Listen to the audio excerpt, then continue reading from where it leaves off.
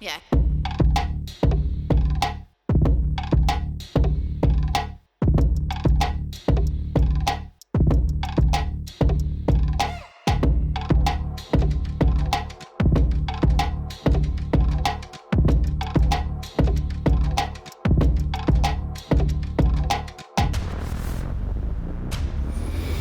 Good day everyone, my name is Julius Mkhwanazi and welcome to another episode of This World. And I hope you are feeling good like I do. Former Ekurhuleni City Manager Dr. Emogen Mashazi has admitted that suspended acting EMPD Chief Mr. Julius Mkhwanazi acted illegally when he pushed through 55 senior appointments and promotions without consulting his superiors. Her admission exposed years of governance failures within the Metropolis Department. Mashazi made her admission at the Madlanga Commission, where she faced tough questions over why she did not take visible action when Mkhwanazi did as he pleased. Mkhwanazi bypassed EMPD Chief Jabulani Mapiyeye and filled dozens of positions with officers who, according to Madlanga Commission, were not even vetted. Tension rose repeatedly during Mashazi's testimony. Commissioner Baloyi reprimanded Dr. Mashazi for looking at her phone, and at one point she asked her to look at her when she turned away mid-question.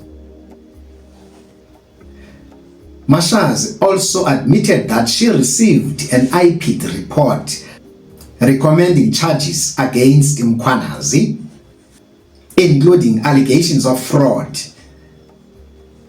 and city vehicles registered in private names.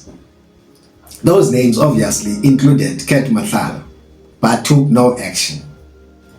Dr. Mashazi's testimony was a disaster, even making wild allegations against Chief Mapiyeye, abusing and raping women, even having an improper relations with Colonel Kilebukhile Tepa, EMPD spokesperson, and he made these allegations without any evidence, of course. I think Dr. Mashazi is an embarrassment to whoever appointed her. A 65-year-old woman acting like a teenager, acting like a child.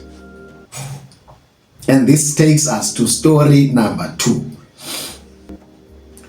Suspended EMPD Chief Mr. Julius Mkhwanazi appeared rattled at the Madlanga Commission on Wednesday,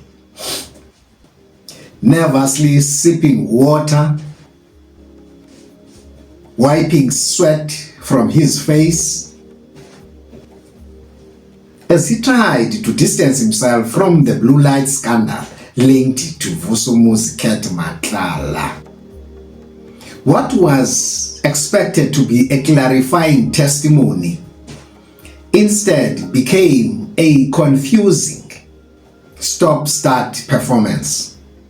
Commissioners and evidence leaders struggled to follow his shifting answers, with Mkhwanazi often paused for long stretches before responding, at times appearing unsure of his own statements.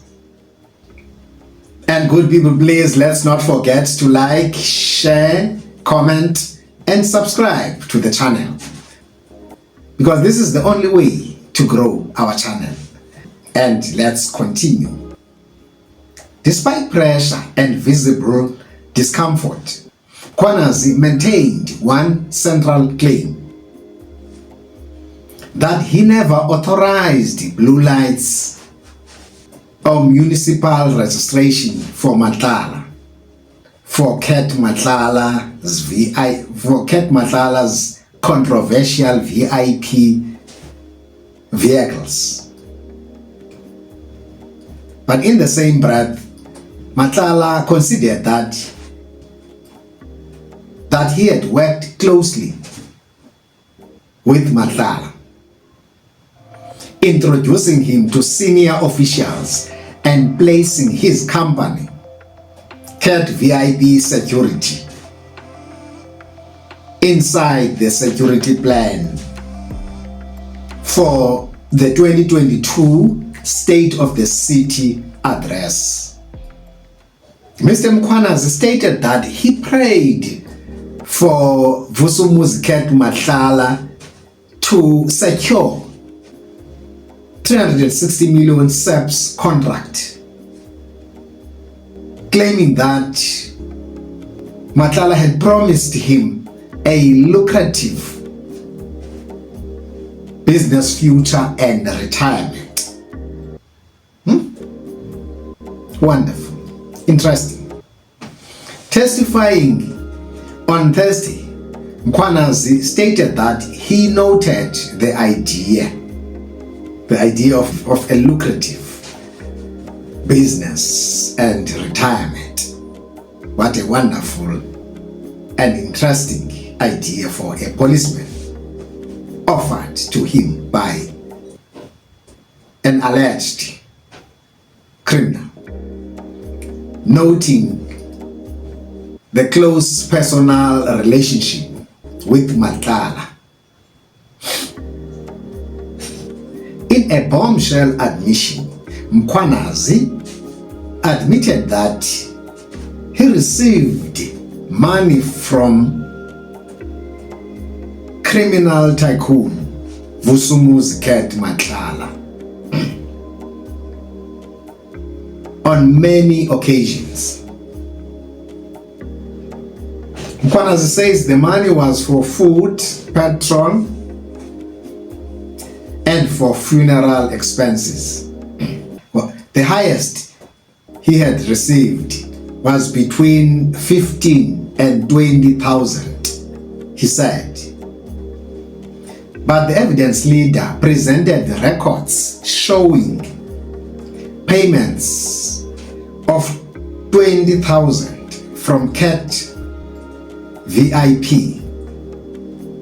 on the 5th of May 2022, another 20,000 from Medicare 24 Tshwane District on the 18th of June 2022, and a further 30,000 on the 10th of December 2022 from Black AK. The first payment was for him to bury his brother, he said, while the Black AK company linked to Cat Matlala was previously flagged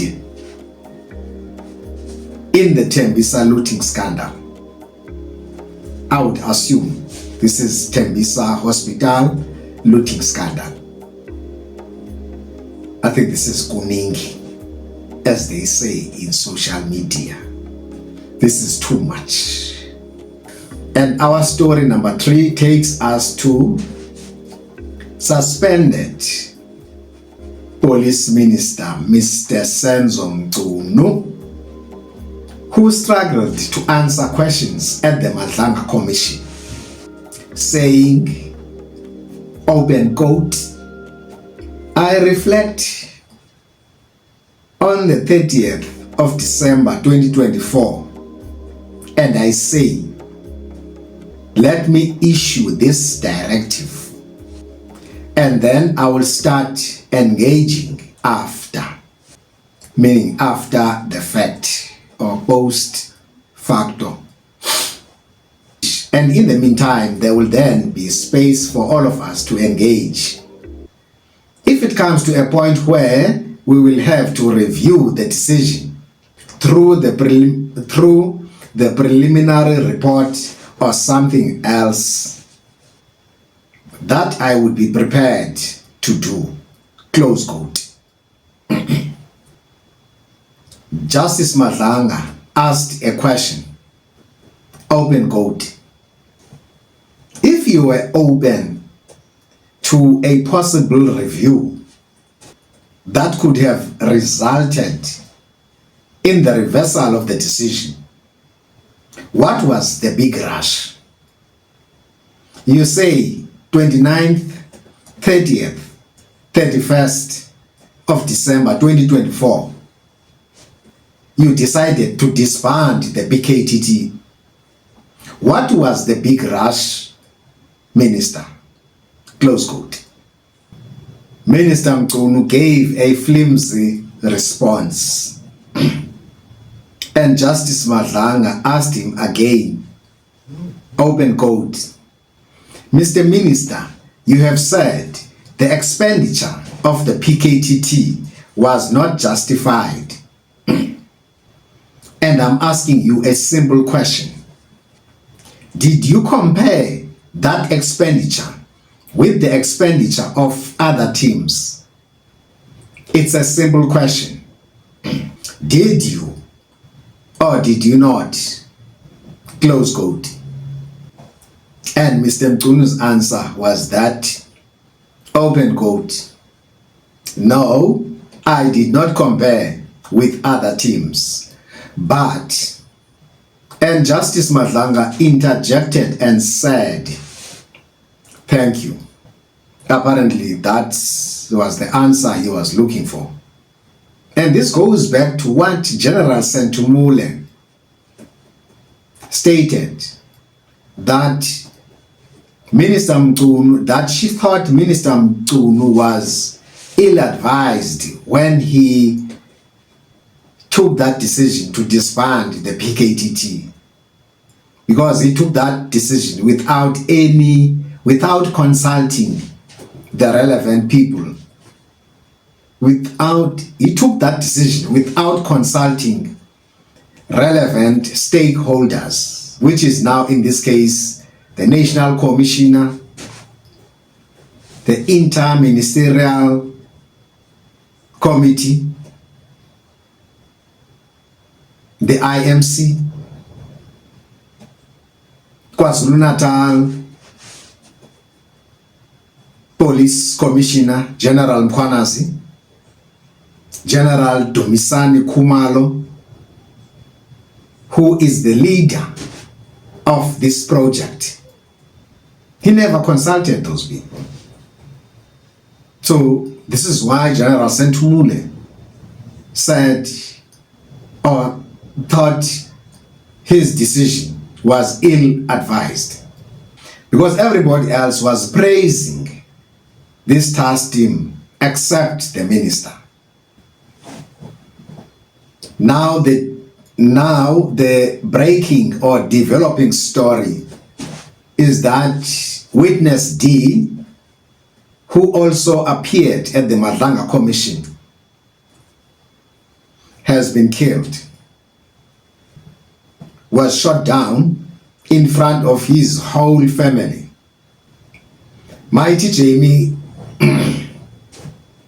even quoted a scripture that reads as follows: for there is nothing hidden that will not be disclosed.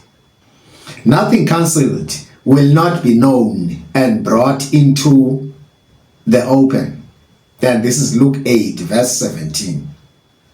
He said he thought about this scripture because we are seeing the darkness, the underbelly of criminal corruption, criminal collusion being exposed, the collusion and the corruption between